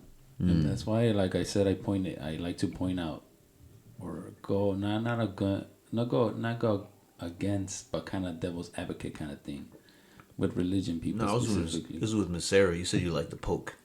Yeah. You And used the word poke. And it's just because religion is such a strong connection to people that those people that are not 100% about it and they're misleading, like you said, hiding within their sins with the religion, is that you manipulate other people's minds and you create what you're putting out there. Yeah, it's not true. And it's a bad thing. It's you're creating. I'll give you a perfect example. This is one of the reasons why I kind of like one of the. I won't name it. Nah, I'll say it. This is why I really don't like the Herbalife. Mm-hmm. Is because you're taking, you're lying. You're taking a product and you're putting it in certain areas. This is healthy, but it's not. It's sugar and chemicals and processed that you're masking as Yep.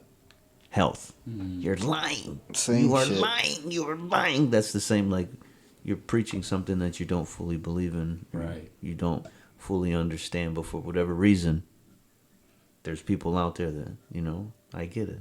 And that's it's why do you feel that is? Why do people do that? People do that. Is it attention, money, the eyes on me? I'm speaking. People I wanna use be part of the religion for crowd. a couple of things. People could use religion for their own financial gains, like those fucking preachers with those mega churches. The gemstones.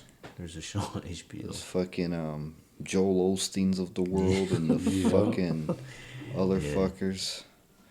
Those fuckers, You $1 got million those people, mega and churches. you got the miniature versions of those guys that are out here in these regular churches that I would imagine be doing the same shit. They're living luxury lives. They're going on cruises. They're fucking got their $7,000 watches on their fucking arms.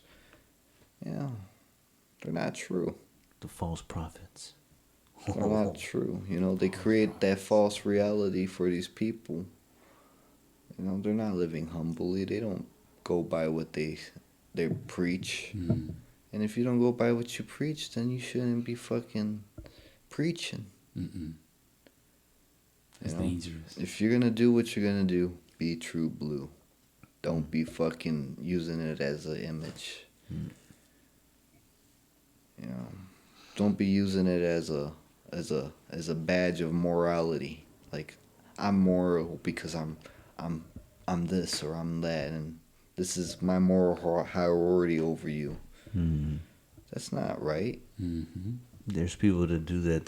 They use their spirituality, or I'm holier than thou, There- or There's no humanity in humanity anymore. Everything's artificial bullshit. So, all this old knowledge and all this old traditional stuff, it gets lost. It gets lost because mankind forgets. Everybody's too preoccupied on their phones. Everybody's too preoccupied doing shit that doesn't even matter. It's wasting resources on shit that doesn't matter, and we're just gonna just keep fucking doing it. Because fuck it, we're humans, right? Mm. where do you think we go as a human race if this is our current trajectory? I think they're in some shit. They're gonna fuck themselves up, dude. It's the madness of mankind.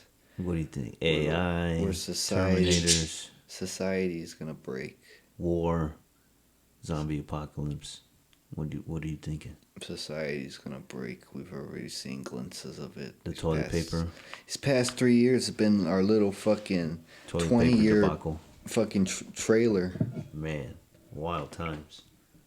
So, yeah, if anything, I think this world's gonna become worse. I think the world's getting overpopulated, and from the overpopulation, there's no room for people and no room for nature, and now nature's stumbling onto man's fucking grounds, fucking coyotes in the park and shit like that, and running out of resources. The fucking butterflies are going extinct. The bumblebees are the honeybees. Yeah.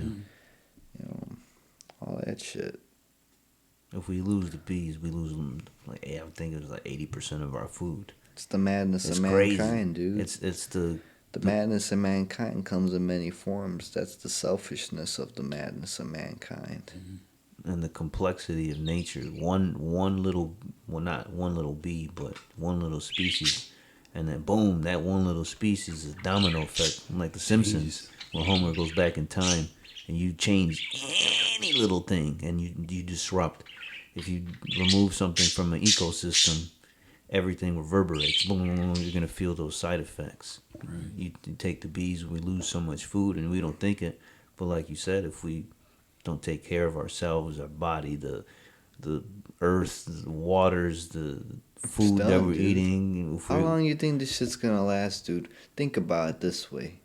300 years ago, all this shit was probably fucking forest. Oh yeah, it was a marsh area. So it's a beautiful marsh area. So yeah, we look at it. What's another 300 years gonna look like? It might be, in my opinion, like it might look like wasteland. that. It might look like that, or depending on where humans go, if they want to go in the war direction. You're not gonna be able to drink no water. You're not gonna be able to breathe no fucking air. All the food's gonna have plastic and fucking toxins in it. I always wonder. It already does. I'm gonna ask you this question: if man, from the beginning, the human race never discovered war, we've never wanted to necessarily go to another colony and rape and pillage and I'm gonna take over. That's the animal. That's the animal. If that was removed, then humans were like, you know what? You can't remove it. It's nature. Okay, we live in universe B. In universe B, humans that was not in the nature. There in the nature, it was like, you know what? I'm going to help you instead of stab you. Instead of taking over your home, I might build a home next to you, and we might build. And then from there on, boom. What do you think that would look like? I think. Is it possible? I think humans would still find a reason to fight. You think so? Yep. Why? Is it ingrained in us? It's just the way it is. Look at history, dude. Look at all the fucking pillaging and wars and all the people that were done dirty and all the fucking... Even looking at it this way, I watch a lot of true crime shit. So I watch crime documentaries. I watch fucking 911 calls where the murderer makes the 911 calls and shit. And I only watch that because, to me, everything terrible in this world is an outcome that hasn't happened to me. You know? So by me watching all these terrible outcomes, it's like me watching someone else experience this shit behind the glass, and I don't have to experience it. I get to watch them experience it. I get to learn from what they do. I get to learn from fucking the terrible shit that happens to other people that go through similar situations that I go through. But I didn't do it, or they didn't do it, or whoever doesn't do it. It's because that wasn't my outcome. You know, it's just learn all the outcomes of everything. I watch everything. I watch the good shit. I watch the bad shit. You have to learn everything. And to me, like those true crime and serial killer stuff, to me, it's education. I get to find out why this person turned this way. Yeah. Most of the time, it's a very common story of bad childhood, a dark childhood, and then it keeps going as an adult, and they become this person. So me, I seen this education for them, like almost like you said, like something. I was just lucky enough that in my path, I didn't have to go that deep where I turned that way, because a lot of our childhoods is about getting hits. You see other people do it. And then so since we lived through those childhoods and those people lived through it, but there's something extra that happened in their life where they became serial killers. Yeah, something. That's why I think it's important to learn about that shit. You have to look at the dark shit. You have to look at the light shit. Exactly. When you look at the dark shit, you look at all the things that could have happened to you throughout your life. You know, similar places, people, situations some of that shit gets highlighted when you watch these true crime shit. And it's like, oh, fuck, I knew someone that was like that. Oh, fuck, I was in a place like that or a situation like that, but that didn't happen or this happened. And you know what I'm saying? So by learning all the outcomes, you become more aware of reality. Exactly. You become more aware of the reality, and then You know, you're able to change yourself or the people around you from it. too many people are walking on gumdrops and have never stepped foot in hell.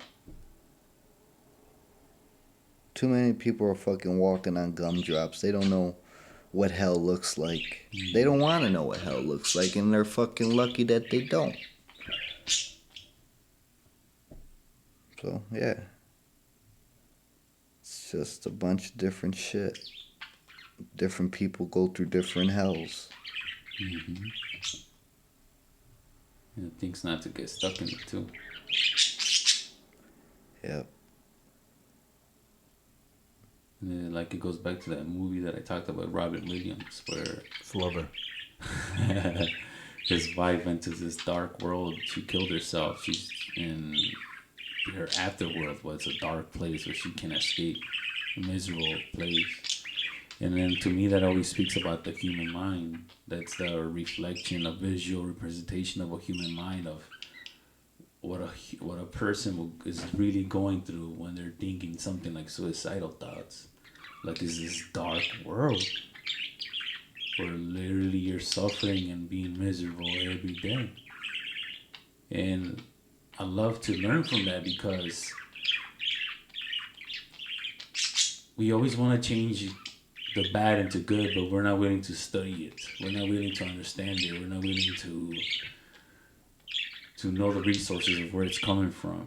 We just want to take a magic pill or magic thing, this or that, and bring it back to good. But in order to understand ourselves as humans and learn from each other, is to learn from those dark times, like you said. Learn from those dark situations from other people. Take that as an education. They walk those steps. They live those lives. They're no longer living. Learn from their mistakes. Learn from the dead. Do you believe in reincarnation? I don't know. I don't know what anything is, dude. This world's so fucking... There's so much in this world. Maybe you can be reincarnated. Maybe every time someone dies, you turn into a different animal, or you're born in a different country, or whatever the fuck. I don't know about reincarnation. I think once you die, it just goes black. You return back into eternity. And then maybe you get reincarnated. Maybe when you die... I think when you die, you might be put in like a cocoon type state. You know, where it's like you're not born. You're not born for a long time, and then when you're born, you forget everything about your past life. You learn it all brand new again. Yeah. Everything. All your senses. Literally from a baby to how you walk, and then... Yeah, reboot. It's like taking your fucking computer and rebooting Control, Alt, Delete. Well, that's what they say. Mushrooms, like a Control, Alt, Delete. Now they're doing more plant healing or therapies. Mushrooms are interesting. Please. Indulge. Well, with mushrooms, it's different from acid. Because acid doesn't feel natural. Shit feels alien. Footnote. Mushrooms is like being on Earth. It's like Earth. It's straight up Earth. Acid's fucking artificial, where mushrooms is Earth. So by you being grounded to Earth, you understand earthly things better. You know? Whereas you take something like acid that's completely out of this motherfucking world, you're going to come across... Synthetic, probably made in the lab or something. Yeah. You're going to come across some alien shit that you're not used to. Because now you're pushing your mind to a limit that the mind isn't meant to go. You're sticking artificial chemicals in your brain, and now you're throwing this shit off. See, every time I took a psychedelic, I always felt I was never the same. That shit might have even helped with the art kicking off. I don't know what the fuck. All this enlightenment stuff was I was pretty heavily into that, but after the psychedelics, it's like, What did the mushrooms show you, teach you, if you feel comfortable sharing? Dive deep. well, with the mushrooms, I feel like it's a thinking thing. Whereas if you don't take that much mushrooms, you could use mushrooms to figure out any fucking problem. Wow. And it won't be because you're fucking tripping balls or whatever. You'll actually end up figuring it out because now you're able to access more angles of your brain that you wouldn't otherwisely use. You know, because now it's like you unlock different points to think from. You just upgraded your RAM and your mental computer. Now you got 27 gigs. Basically, that's Wow. what that's like for me, at least. Have you had higher doses or nah? Just High doses. Most high doses I think I had was fucking a couple years back. I ate like 4 grams. woo, buddy. How was that experience? Well, You blast off into space. I attempted to work on my art. I couldn't fucking do it. Woo. I was watching TV, and when I was watching TV, I was flipping through the channels, and the TV stations, the TV channels were all normal and shit, and I would get this occasional weird shit. Like, one channel was like a dead lady that was all fucking white, like a old lady without eyes, and she was telling the news. Oh. And I flip back, and it's different, and I flip again, and there's a fucking reptilian doing a judge show, and I flip back, and it's not even a fucking judge show. It's something completely different. So mushrooms, yeah, mushrooms will open up your third eye. You'll see shit that you're not normally meant to see. Because I think a lot of this shit has to do with seeing shit you're not meant to see. Because human perception only goes so much. So when you upgrade that perception, you upgrade what you perceive. So therefore, you could see more shit than what you normally couldn't see. It's almost like looking under ultraviolet light. Which is purple. Yeah, you see, when you see shit glow under ultraviolet, well, think of it like that. When you take a psychedelic or a mushroom, you fucking see the stuff that's probably there, but you can't see it because you have a normal state of mind. But when you're out of your normal state of mind, you get to see the shit that isn't normal. Perhaps other dimensions or frequencies or Stuff- timelines that There's a you lot can- of stuff that's beyond human comprehension. Just because we see what we see and we do what we do, that's not it. That's not everything. It's just the fucking tip of the iceberg. We look through human eyes. We don't know how a dog sees. We don't know how a fucking bug sees. Yeah. What do they see? What type of entities can they fucking see? Animals probably got... I think every animal's got a different perception of the world. So could you imagine looking through another animal's eyes? Because all we know is what a human's eyes looks like. Because we're human. You can't say what that little bird sees or anything. Little Panchito back there. That's and it goes back to the ancient knowledge, ancient connections. Well, that's why they would drink those teas. The psychedelics and how they used to connect through that, and that's why a lot of these gods See, were born. mankind forgets about nature. We want to be so fucking civilized. We throw everything that's nature out the window because now we're a dependent fucking species. We depend on everything. We depend on the grocery store. We depend on the cell phone to make a phone call. Depend on everything, dude. It's just Why do you think man turned in that direction? Is that on purpose or just out of convenience. Out of just our natural progression because of technology, phones, and we can literally, if we wanted food now, we could probably order and it'd be here 15, 20 minutes, Well, that's which is because wild. In it's, this time of day, we can almost get Amazon, and I could get anything almost at 6 a.m. tomorrow Overnight, morning. yeah. Yeah, absolutely. Which is wild. It's marketing off of convenience. You sell a fucking service, people will pay. And therefore, I want to make a convenience better. So that person that makes the first convenience, the second person wants to make their shit better than their shit, and eventually over time, these people aren't doing shit because it's too convenient now. It's just the way it goes. Mankind is gonna fucking fail. I hope not. I hope we figure out something. There's like a Neo where we're like, all right, he's the one. He figured it out where we can balance the force. You know. Even if there was a Neo, they would crucify his ass. Absolutely. I completely agree. Yes. But I believe now there would be more people that would probably be like, well, wait a minute. We shouldn't crucify him right now. Let's hear what this man has to say. We might have something. Well, When has it ever been like that? You look at Never. the fucking riots. Everybody's destroying shit. Yeah. Destroying fucking businesses that belong to the community. What the fuck? These people aren't gonna care. Yeah. Nobody cares. Everybody's wrapped up in the artificial reality now, and it's fucked.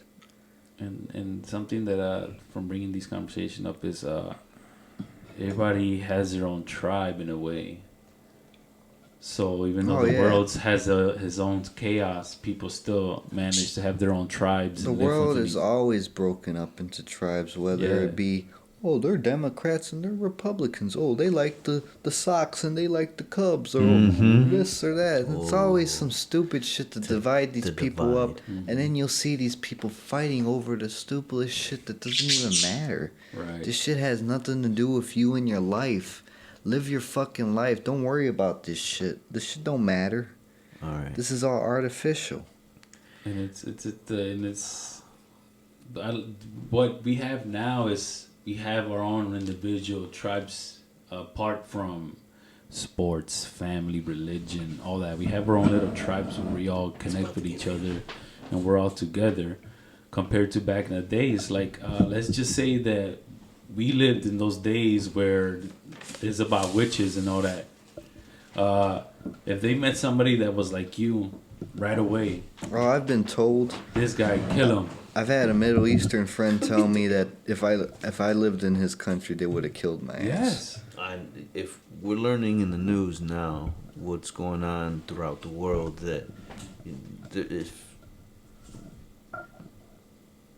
certain customs aren't abided by, that's death. That's certain freedoms that we have, or certain, not only just us in the U.S., but throughout the world, there's certain patches of areas that have either cultures or something they have rules pretty much, that if you don't abide by these rules, death immediately. You don't follow these rules, these codes that have been in our culture for thousands or whatever, we're going to kill you.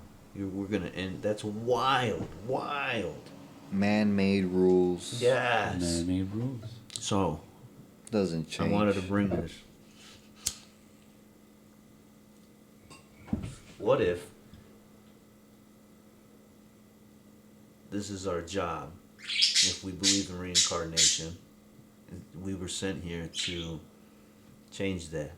The repetition has been going on. Like you said, it's been ingrained. It's been probably happening for generations. War. We destroy ourselves. Rebuild. Destroy ourselves. Rebuild. What if we are the ones sent here to be like, you know what? If there's enough of us, like the Matrix, well, You could say it like that, or you could say it's gonna be like the Warriors when they killed fucking Cyrus when he wanted to bring them all together. So ain't shit you could do. Someone's gonna want to kill you somewhere. It's a dog-eat-dog world. These people are animals, and animals eat other animals. It's nature. Luckily, you had your dad growing up to have some similarities to talk about and connect as a person to this.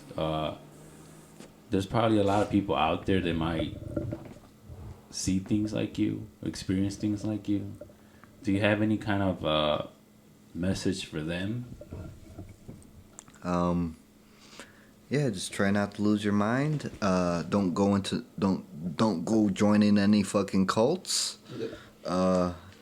Make sure you get all your information from a good, reliable source, and a good, reliable source, in my opinion, would be you. Don't fucking listen to nobody. They will try to control your mind. It's stupid, but it's like that. You have to fucking stay focused on your own path. Don't let nobody fucking try to tell you, oh, this is actually this, when you know it's actually something else. Yeah.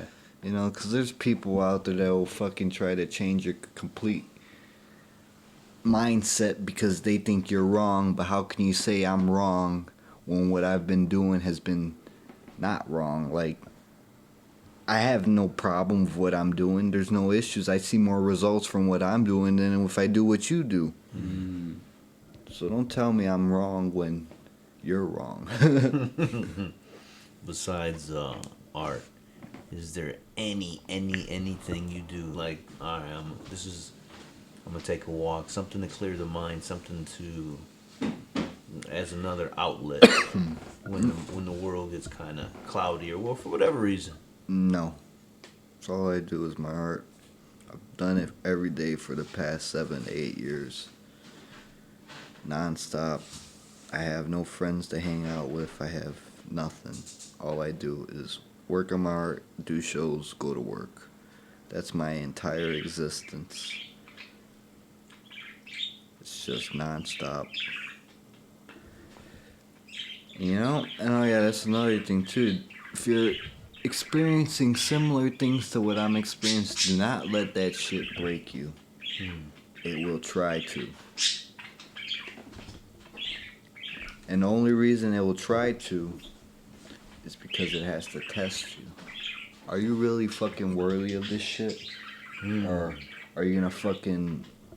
You know, it's like...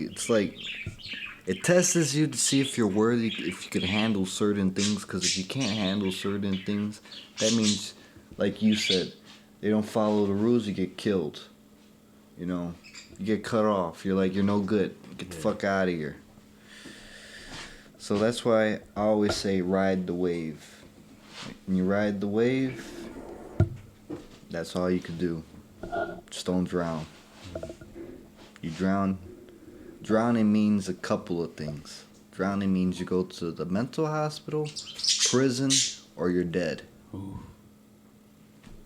And that's artistically, that's an amazing phrase, because a lot of artists that I listen to that talk about things like that, like Kid Cudi or Mac Miller, they always mention drowning, swimming, some kind of just floating. You gotta ride the wave. You gotta ride the wave.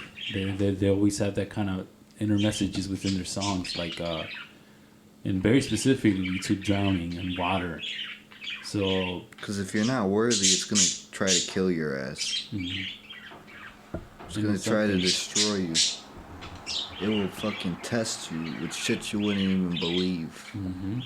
And that's where people say, oh, that's evil shit. No, it's nature. What do you think humans did when all we had to do was farm and raise our animals and shit and survive harsh-ass winters with a fucking little wood stove? Yeah. You know? So, it's the same shit, just modern shit. Same shit, just modern times. Modern problems. but as much as the modern is, or the world has become, it also, like I said, it's open a lot of information where we can learn from that and not become that. Yeah, but with the information being available, the equal amount of information is being used to make people stupider. That's very true. You know, and if anything, that's winning. That's what's winning. It's the degradation of the human mind to make the people more dumber so they're easier to control. I mean, what shows do you have coming up next?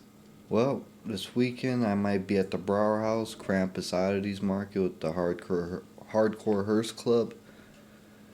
And then I think next, what's December 10th? Is that a Sunday? I think it's a Sunday. December 10th is Saturday. All That's right. when we have the event with All right, Country Cuts.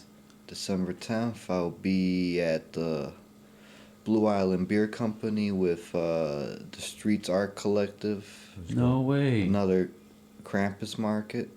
And then after that, I believe I have another show on the 17th, but I don't know where that show's going to be at yet. All the details will be on my Instagram at Art by John G. No.